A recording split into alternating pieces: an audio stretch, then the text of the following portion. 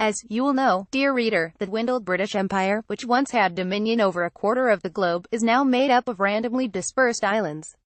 One of the nearest to Britain is Jersey, and this is the ancestral island of our cover star. Jersey has always had a French connection to it, but the Cavill family is aware and proud of its mainland roots.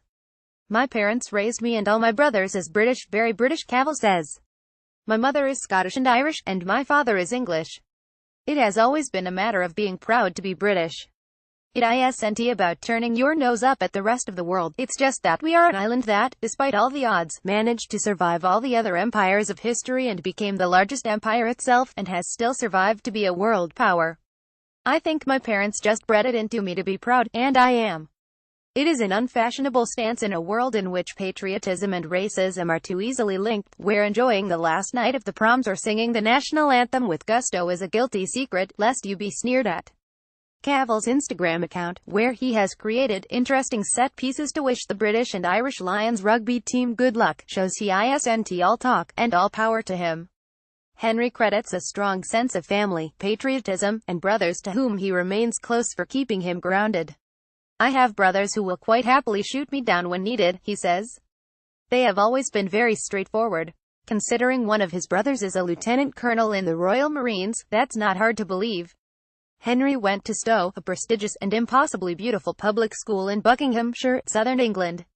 Henry's time there was troubled. He was bullied and teased, acquiring retrospectively illogical nicknames such as Fat Cavill.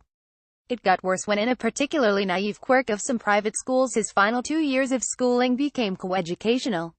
Here, Henry got a hard lesson in how a convergence of the sexes during adolescence can be a brutal time. Introducing girls in the last 2 years is probably the worst thing you can do, he says.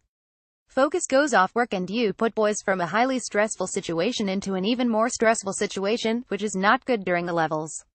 It was at this point of the interview that Henry demonstrated his almost pious knack for introspection, saying, "I look back and think, thank God people were such dicks to me at school, because it taught me an awful lot about people. As soon as the girls arrived, and I was not popular, all the cool guys would tell them I was a knob. All the girls turned on me, and then all the guys who were my friends went for the girls. I had a handful of friends, but it really surprised me. I was like, wow, you totally turned on me to be cool, in front of those girls." This habit, his self-effacement, cropped up a few times in the interview later on, when I asked whether fame and appetite for success had helped overcome a sense of not being accepted at school. His response was honest and analytical. "Yes, there is something to do with school. I definitely get a sense of vindication," he says. "But I have battled with that because that is an ego-based thing, a negative side to the ego that is ultimately doing nothing but destroy." Here is a man not interested in victimhood or dwelling in pain, rather, growing from it. Read the full interview in issue 54 of The Rake, on newsstands now. Subscribe here. With special thanks to Mark's Club.